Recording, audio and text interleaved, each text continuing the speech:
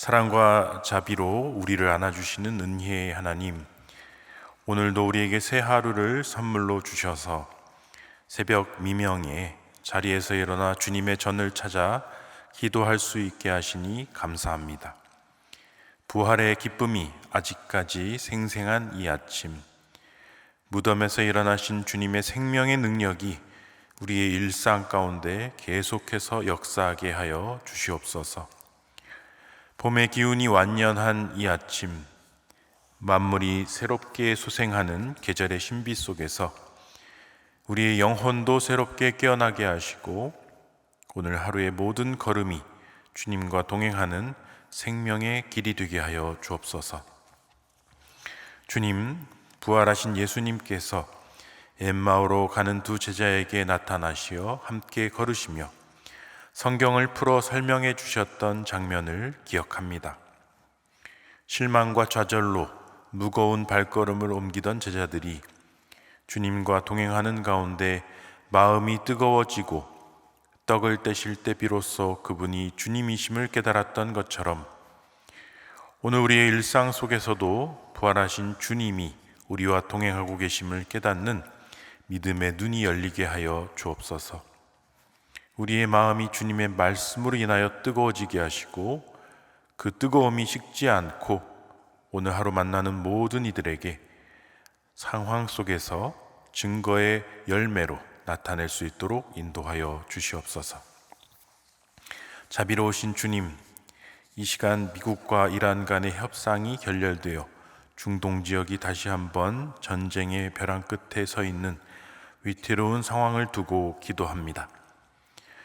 호르무즈 해협이 완전히 봉쇄될 위기 가운데 세계 원유 공급망과 해상 물류가 마비되어 전 세계 경제가 깊은 혼란에 빠질 위험이 눈앞에 다가와 있습니다. 주님, 이 전쟁의 불길이 더 이상 번지지 않도록 막아 주시옵소서. 속히 양측의 회담이 재개되게 하시고 서로의 입장이 원만하게 조율되어 저 중동 땅의 평화의 소식이 들려오게 하여 주옵소서. 강대국들의 이해관계와 오랜 종교적인 갈등, 민족 간의 원한이 복잡하게 얽혀있는 이 문제를 인간의 지혜만으로는 풀 수 없음을 고백합니다.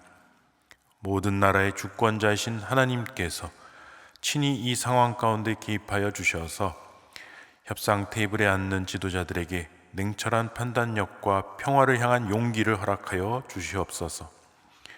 무엇보다 이 전쟁의 소용돌이로 인해 고통받는 무고한 이들이 더 이상 나오지 않도록 붙들어 주시고 이미 오랜 분쟁 속에 상처받은 백성들에게 주님의 치유와 위로의 손길이 임하게 하여 주시옵소서.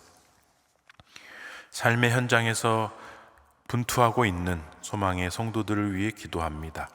우리 모든 성도들에게 건강의 복을 주셔서 온갖 질환과 병으로부터 자유롭게 살아갈 수 있도록 보호하여 주시옵소서. 갑작스러운 재해나 사고로부터 지켜주셔서 주님 안에서 안전하고 평화로운 일상을 영위할 수 있도록 은총을 더하여 주시옵소서. 물질적으로 어려움이 없도록 하늘과 땅의 모든 복으로 채워주셔서 그 기업과 곳간이 풍성하고 넉넉하여 풍성한 은혜의 삶을 누리게 하시고 주변의 어려운 이웃들을 돌아보며 섬길 수 있는 은총 또한 허락하여 주옵소서. 직장을 구하는 청년들에게 취업의 문을 열어주시고 자녀 계획을 가지고 기도하는 가정에 주님이 예비하신 아름다운 새 생명을 허락하여 주옵소서.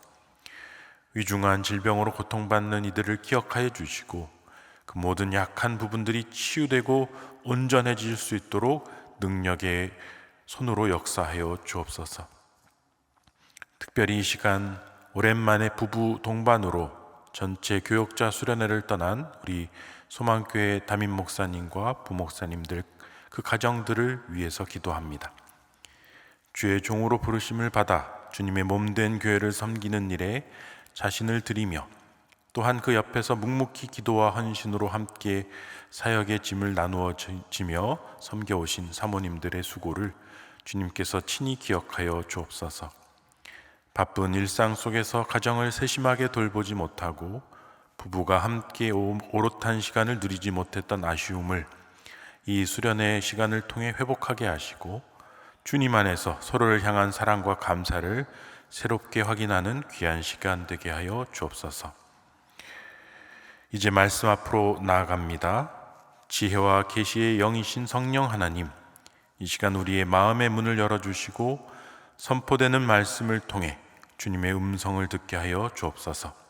말씀을 들을 때 그 말씀이 우리 안에서 살아 역사하게 하여 주시고 말씀 붙들고 오늘 하루도 주님 주시는 새 힘으로 기쁘게 살아내게 하여 주옵소서. 이 모든 말씀 우리 주 예수 그리스도의 이름으로 기도드리옵나이다. 아멘. 오늘 우리에게 주신 하나님의 말씀은 스가랴서 12장 1절에서 14절까지 말씀입니다. 스가랴서 12장 1절에서 14절까지 말씀을 함께 읽겠습니다.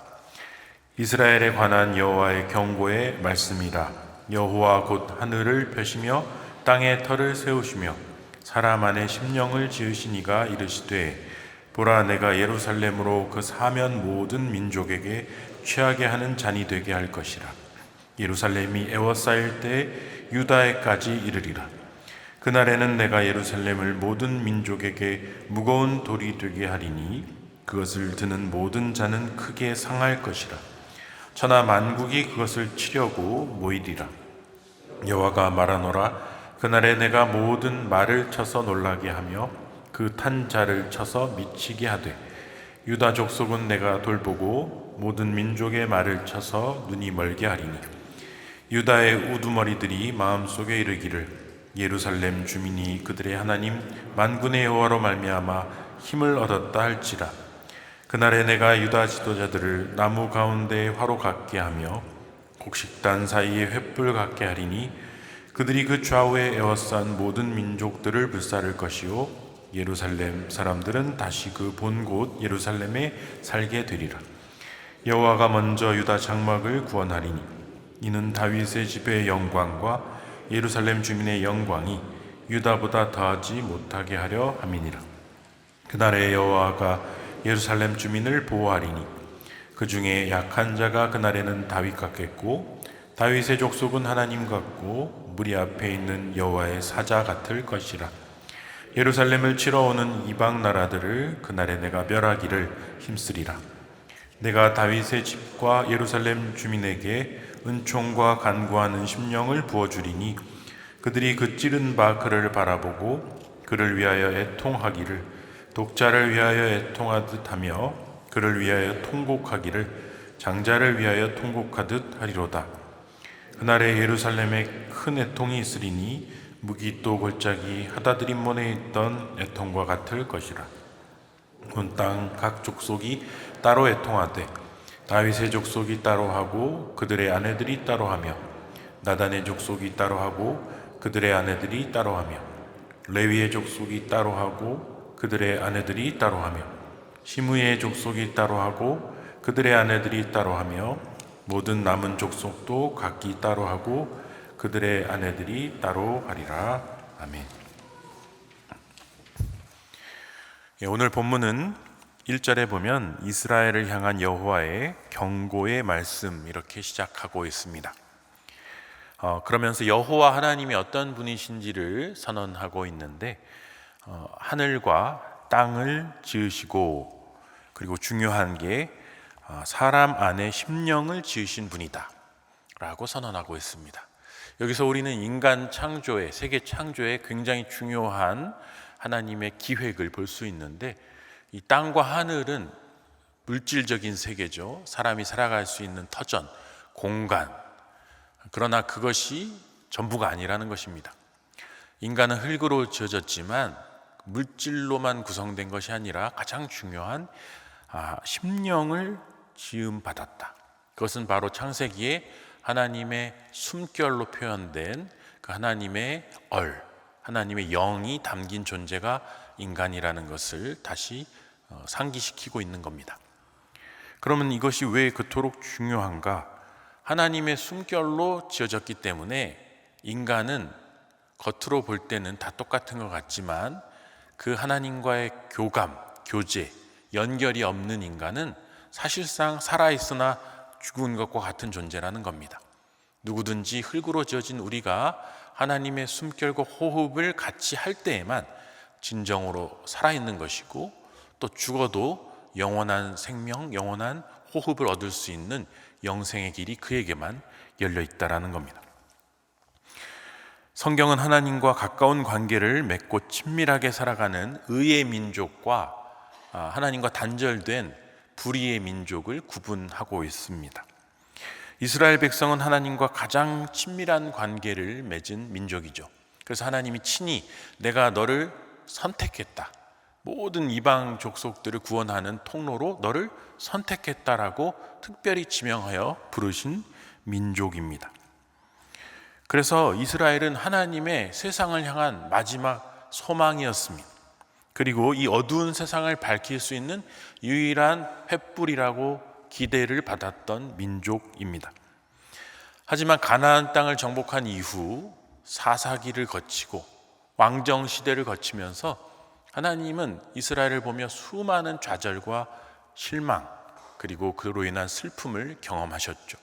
계속해서 하나님을 거부하고 떠나고 이방 민족들과 똑같이 아까 말씀드린 그 여호와의 심령을 잃어버리고 우상의 그런 심령을 받아서 죽어버렸고 영적으로 단절되어서 계속 세속적인 길을 걸어갔기 때문입니다. 하지만 하나님은 그들을 포기하지 않고 어떻게든 계속해서 고치려고 하셨습니다. 이 고장난 백성을 다시 고쳐서 쓰려고 하셨죠. 회개하게 하려고 하셨습니다. 하지만 그 자정 능력을 잃고 끝까지 타락의 길로 간 이스라엘은 결국 멸망하고 말았고 포로로 끌려가는 그런 심판을 받을 수밖에 없었습니다.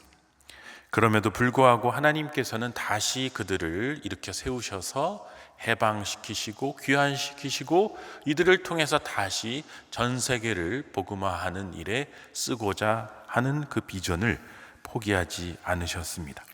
하지만 그 가장 중요한 전제 조건이 있었습니다. 그것은 바로 이스라엘이 철저히 회개하고 모든 타락한 것들을 끊고 완전히 구별돼서 다시 하나님 앞에 서는 그 날이 반드시 와야 한다라는 것이죠.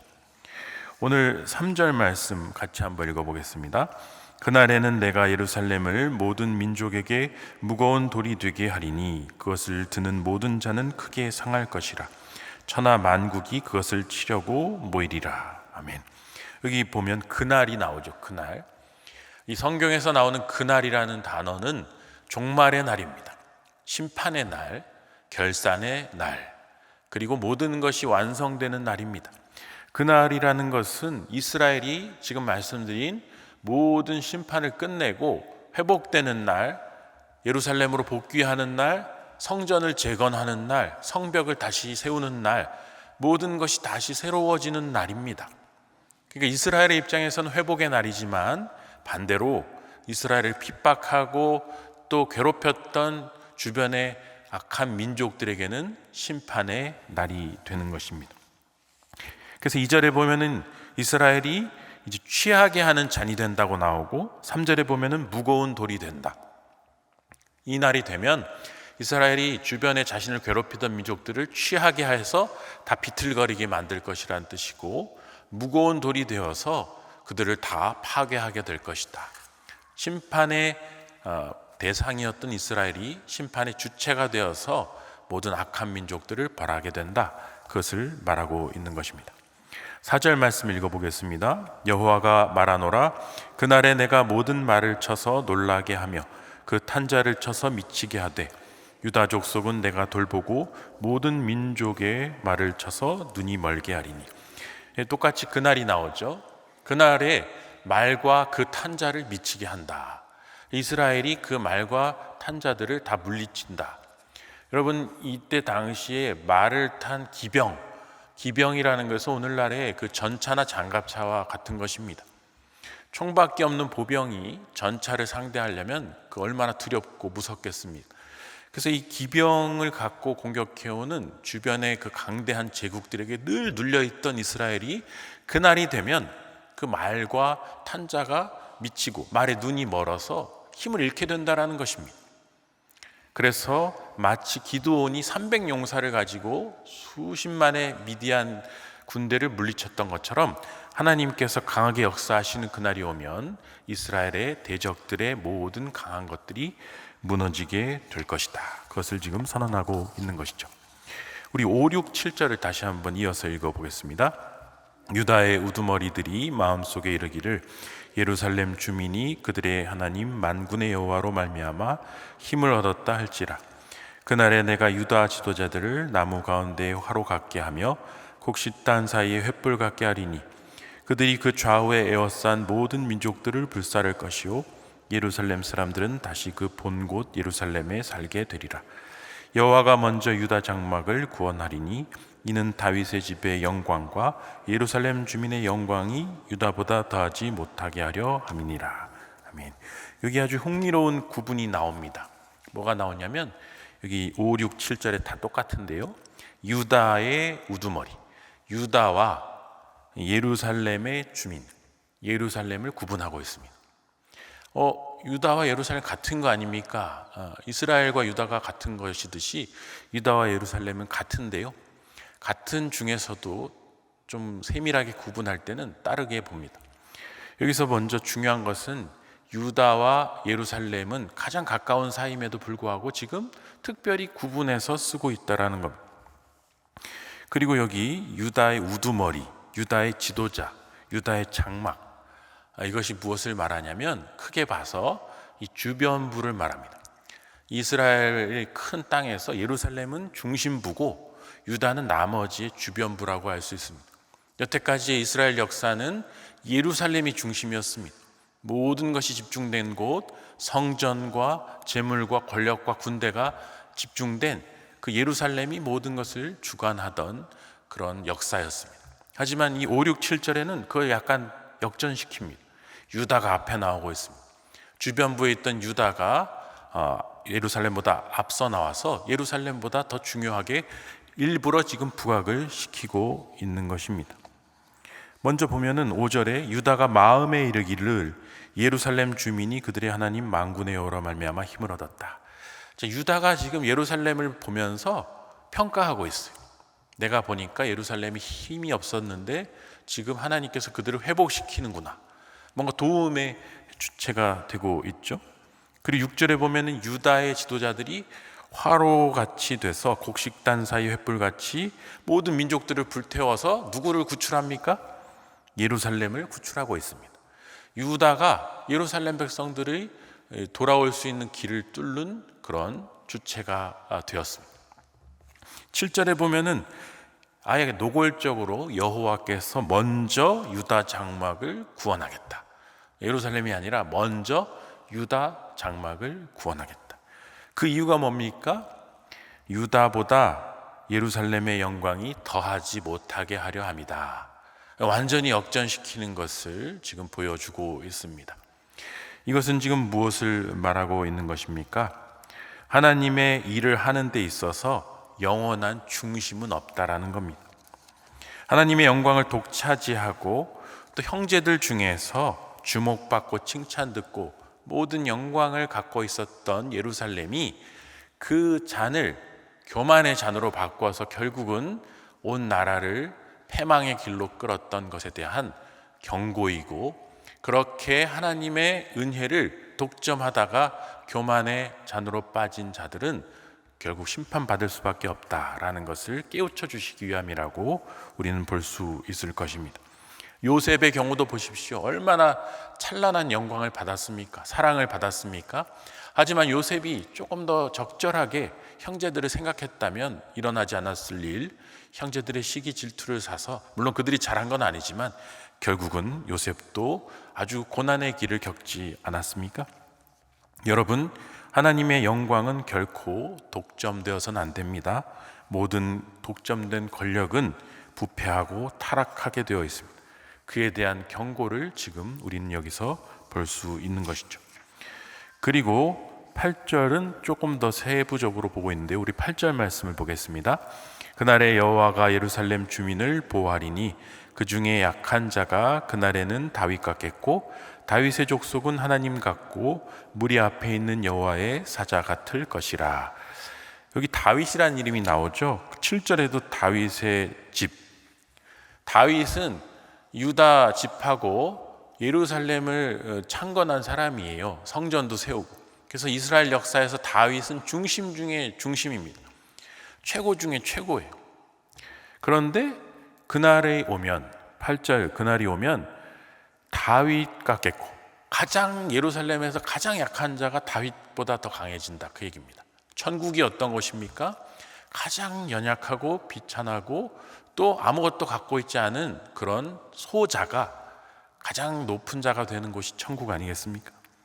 그러니까 이 다윗 같겠고, 그날에는 가장 약한 사람도 다윗의 영광을 받을 수 있다는 것은 모든 실패한 자, 모든 무너진 자, 모든 나중에 온 자들에게 들리는 소망이죠. 역전의 하나님, 먼저 된 자가 나중되고 나중된 자가 먼저 될 수 있는 그런 역전의 하나님께서 일하신다라는 것을 우리가 이제 여기서 다시 볼 수 있겠습니다.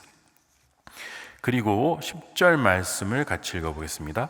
내가 다윗의 집과 예루살렘 주민에게 은총과 간구하는 심령을 부어주리니 그들이 그 찌른 바 그를 바라보고 그를 위하여 애통하기를 독자를 위하여 애통하듯 하며 그를 위하여 통곡하기를 장자를 위하여 통곡하듯 하리로다. 여기 이 구절은 굉장히 난해하면서도 중요합니다. 왜냐하면 이것은 메시아 예언 구절로 손꼽히는 구절입니다. 먼저 여기 보면 다윗과 예루살렘 주민에게 은총과 간구하는 심령, 간구하는 심령이 중요하죠. 간구하는 심령이 무엇입니까? 모든 무너진 것들을 회복하는 것을 간구한다는 거예요. 잃어버린 것을 다시 찾는 것을 간구한다. 내가 다시 식어진 신앙을 뜨겁게 다시 갖고 싶다라는 것을 간구하는 것이죠. 그래서 이 목마른 사슴이 시냇물 찾듯이 갈급한 심령을 말하는 거예요. 이게 신앙에 있어서 굉장히 중요합니다. 모든 것들 잃어버렸던 예루살렘이 다시 이것을 회복하게 된다라는 건데, 자, 특별히 뭘 간구하냐? 메시아를 간구하는 거예요. 이 신앙에 있어서 가장 중요한 것은 메시아예요. 우리가 예수님을 메시아로 영접하고 또 메시아의 재림을 기대하고 있지 않습니까? 모든 우리의 구원의 주체는 하나님이시고 예수님이시고 메시아예요. 근데 이건 메시아 예언 구절인데 뭐라고 되어 있습니까? 그들이 그 찌른 바 그를 바라보고 그를 위해 애통한다. 메시아를 찔러 죽였다라는 게 여기 지금 나오는 것이죠. 메시아가 왔는데 메시아를 찔렀어요. 그래 놓고 그를 위해서 애통하고 독자를 위해 애통한다. 이게 only son, 즉 그 유일한 아들입니다. 독생자. 그러니까 이 독자를 위해 애통하듯이 하고 그를 위해 통곡하기를 장자를 위해 통곡하듯이 한다. 이해가 안 되죠. 메시아가 왔는데 왜 찔러 죽이고 또 왜 찔러 죽여놓고 왜 통곡하느냐. 이게 바로 그 메시아 예언 구절이라는 것이죠. 여기서 우리는 무엇을 볼 수 있습니까? 진정한 회개는, 그리고 진정한 회복은 주변의 적들을 물리치는 것으로 끝나는 게 아니라는 거예요.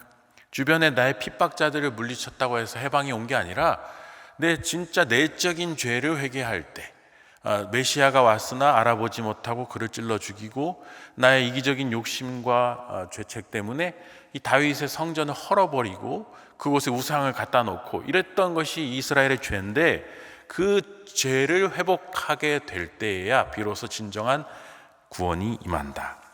그러면서 우리 11절에 보면 예루살렘에 큰 애통이 있으리니 무기또 골짜기 하다드림몬에 있는 애통과 같다. 이 무기또 골짜기 하다드림몬, 시간이 없어서 대하 35장 24에서 25절, 역대하 35장 24에서 25절 내용인데 요시야의 죽음을 가리킵니다. 요시야는 이스라엘에서 정말 존경받고 사랑받았던 왕이죠. 근데 어린 나이에 죽었어요. 바로 이집트에서 올라오는 군대와 싸우다가 죽었는데, 요시야가 왜 사랑받았냐면 유일하게 하나님을 진정으로 경외하고 나라를 사랑하고 개혁하려고 했던 왕이었어요. 이 이스라엘을 내적인 회개를 통해 구원할 수 있었던 마지막 왕이었는데 젊은 나이에 전사했어요. 그래서 엄청난 슬픔 속에 예레미야는 이 요시야를 위한 애가를 따로 지었을 정도입니다. 그래서 그 죽음이 지금 병렬되고 있는 것은 메시아가 찔러 죽음을 받아서 통곡하면서 회개했던 것처럼 그 죽음은 이 요시아의 죽음을 애통했던 것과 결이 같다라고 지금 여기 나오는 것입니다. 마지막으로 우리 12절, 13절, 14절의 이 내용 중에 가장 중요한 것은 따로라는 단어입니다. 따로 11번이 나와요. 이 12절만 한번 읽어보겠습니다. 온 땅 각 족속이 따로 애통하되 다윗의 족속이 따로 하고 그들의 아내들이 따로 하며 나단의 족속이 따로 하고 그들의 아내들이 따로 하며. 이건 따로가 11번 나오는데 애통하되 따로 하라는 것입니다. 이게 무엇일까요? 애통하고 회개하되 따로 해라. 이것은 집단적인 회개와 개별적인 회개가 같이 가야 된다는 것입니다. 공동체적으로 회개하는 것도 중요하지만 너 개인 각자가 하나님 앞에서 구분되어서 하나님을 1대1로 만나서 회개해야 된다는 거예요. 애통은 집단적이고 보편적이고 공동체적이면서 동시에 개체적이고 개별적이어야 한다. 우리가 소망교회 참회의 기도의 시간을 보시면 담임 목사님께서 우리를 대표해서 전체적인 회개 기도를 쭉 하시죠. 이후에 한 10초 정도 각자 하나님 앞에서 자신의 죄를 고백하게 되어 있습니다. 이게 바로 공통적인 회개와 개별적인 회개가 같이 간다는 것입니다. 사랑하는 여러분, 가장 중요한 것은 우리의 신앙이 전체적인 그 큰 틀에서 같이 가야 하는 것도 맞지만 개별적인 나의 신앙 고백이 반드시 있어야 한다는 것입니다. 모태신앙으로서 수십 년간 신앙생활을 하였다 할지라도 내가 나의 하나님을 개별적으로 만나서 나의 하나님과 대화하며 나의 죄를 고백하는 그 경지에까지 가지 못했다면 그것은 성숙한 신앙이 아니라고 할 수 있다는 것입니다. 이스라엘의 큰 죄가 다시 구함을 받고 회복의 자리에 오면서 마지막 부분에 따로 우리가 개별적으로 하나님 앞에 서야 한다는 이것이 우리에게 지금 제시되고 있다는 사실을 기억하면서 오늘도 우리에게 주신 하나님의 복된 날을 기쁨으로 살아가되 주 앞에서 개별적인 경건한 삶으로서 주 앞에 무릎 꿇고 기도하며 주님의 은총을 누리는 우리의 삶이 되실 수 있기를 주님의 이름으로 축원합니다. 기도하겠습니다. 하늘에 계신 우리 아버지, 아버지의 이름을 거룩하게 하시며 아버지의 나라가 오게 하시며 아버지의 뜻이 하늘에서와 같이 땅에도 이루어지게 하소서.